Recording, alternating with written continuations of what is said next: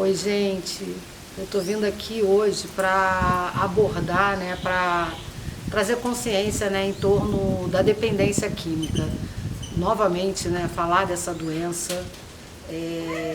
Falar muito ainda é pouco, porque a gente sabe que ainda existe toda uma visão preconceituosa em torno dessa doença, ainda existe toda uma visão de que é um comportamento inadequado, que é uma questão moral, que é fraqueza, que é vício.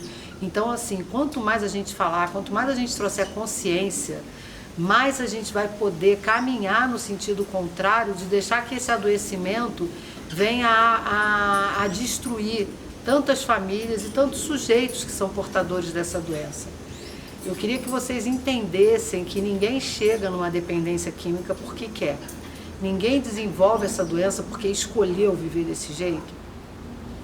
A dependência química, ela tem como princípio, como início, né, do adoecimento, uma relação de prazer, sim. A droga, ela acaba que, pela própria ação dela no organismo, ela traz uma sensação de alívio do mal-estar, ela traz uma sensação de se sentir mais pertencente, né? Se sentir mais adequado ao mundo. A droga, ela tem várias ações do nosso corpo que faz com que ela pareça ser extremamente necessária, e o corpo vai dizendo isso para o sujeito, né? Ele vai dizendo que ele só vai ficar em paz se ele usar, ele vai dizendo que ele só vai conseguir se estabilizar se usar, que aquele desconforto só vai passar se ele usar aquela dose. Só que assim, é uma doença que vai progredindo, vai crescendo. Todas as pessoas que eu conheço, eu falar muitas pessoas que eu conheço, né?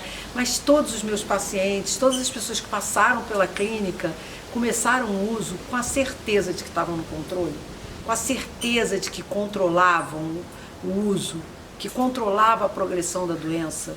Todos acharam que não iam chegar naquele lugar que fulano chegou. Muitos acham que só usa droga e que só desenvolve dependência química quem tem problema emocional. E não é dessa forma que a história conta, que a banda toca. O buraco é muito mais fundo. A dependência química é uma doença multifatorial. Ela se desenvolve por questões genéticas, por vulnerabilidade física, por vulnerabilidade psicológica, pelo ambiente que a pessoa vive, pelas questões, né? Quando a gente fala de ambiente, a gente vai falar também das questões familiares.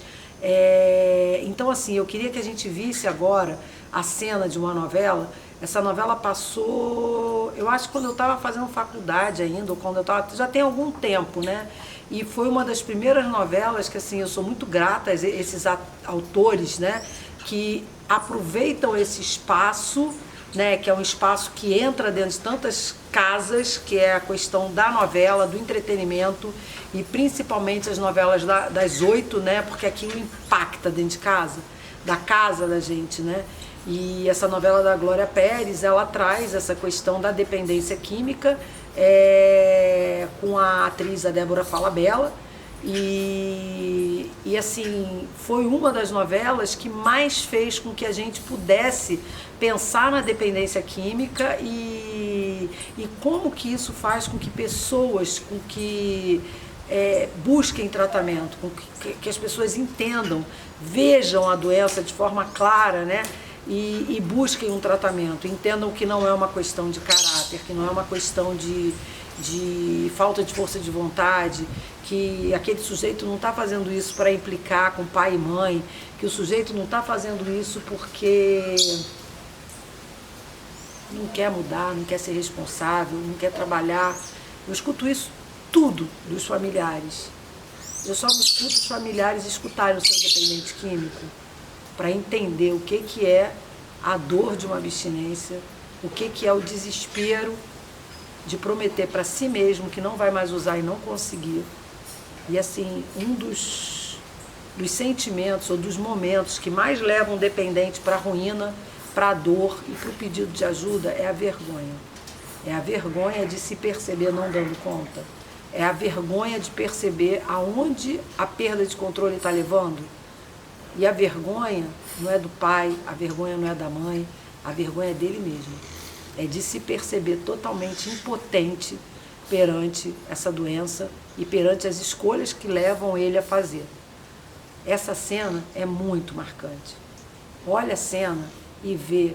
Eu acredito que muitas famílias vão dizer, quando estão passando por uma situação dessa, porque são muitas famílias que passam por uma situação dessa, só que passa escondido.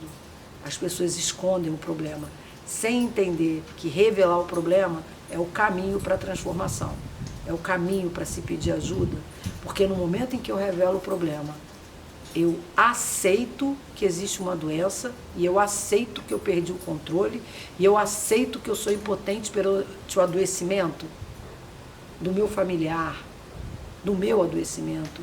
Qualquer um precisa admitir para mudar. Então, assim, essa cena é muito forte, é uma cena bastante marcante, onde a Débora Falabella interpreta uma dependente química e que ela está numa situação de total desespero, porque ela quer sair de casa para usar a droga de escolha dela, para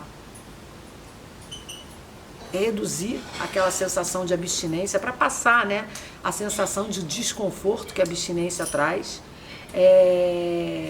Aparece na cena a dor que ela sente no corpo, porque a abstinência dói no corpo, a abstinência dói na alma. A falta da substância tóxica, né, traz uma dor que é multifatorial a dor também. É no corpo, é na alma, é no outro. A dor da abstinência dói no que está assistindo isso, né? Então, assim, eu sei que muitas pessoas já falaram, ou vão falar, ou comentaram, até na época da novela, né, que a Débora Falabella tem aquela atitude por pirraça. Às vezes por ser uma menina mimada, muitas vezes porque ela teve tudo e não sabe lidar com não. É muito maior do que isso. Aquilo que ela está passando não é pirraça. Aquilo que ela está passando não é dificuldade de aceitar um não. Aquilo que ela está passando tem um nome, é dependência química. E dependência química traz abstinência, a dependência química traz dor. Traz dor. E a impossibilidade de ir à droga faz com que ela agrida, com que ela ataque, com que ela quebre coisas. E assim, muitas pessoas ficam chocadas, né? Porque já passaram, já vivenciaram isso, já viram isso, né? Pessoas que se utilizam de outras substâncias achando que vão anestesiar o desconforto. E ela, quando é impedida pelo namorado de sair de casa, ela recorre a um vidro de perfume que está ali, na ilusão de que aquilo vai passar toda aquela dor. E realmente, naquele momento, o álcool faz com que alguma coisa amenize, com que ela consiga, né, parar um pouco o desespero. Mas aquilo não vai fazer com que ela deixe de sentir a necessidade de ir até a droga novamente. É só um instante, né, que ela consegue dar uma cessada naquela insanidade toda, que é buscar serenidade através da droga. Não existe serenidade na droga, não existe serenidade na toxicidade que se causa no organismo de um dependente químico. Só existe um lugar para lidar com isso, para tratar isso, e esse lugar se chama recuperação. Recuperação. Não esqueçam que a doença é crônica, que mesmo a pessoa parando de usar, se ela não tiver em recuperação, ela vai continuar adoecida e ela vai buscar droga em algum momento novamente. Essa doença é muito séria, essa doença é muito dolorosa e essa doença, ela não mata só o sujeito. Ela não mata só o sujeito, ela denigre, ela mata em vida. Já vi muitos pacientes meus dizerem, virei mendigo de alma.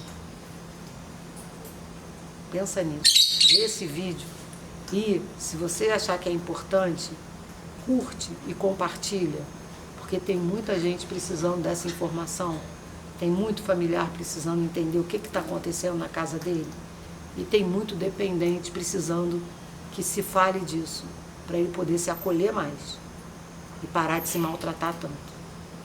Segue a gente, compartilha esse vídeo.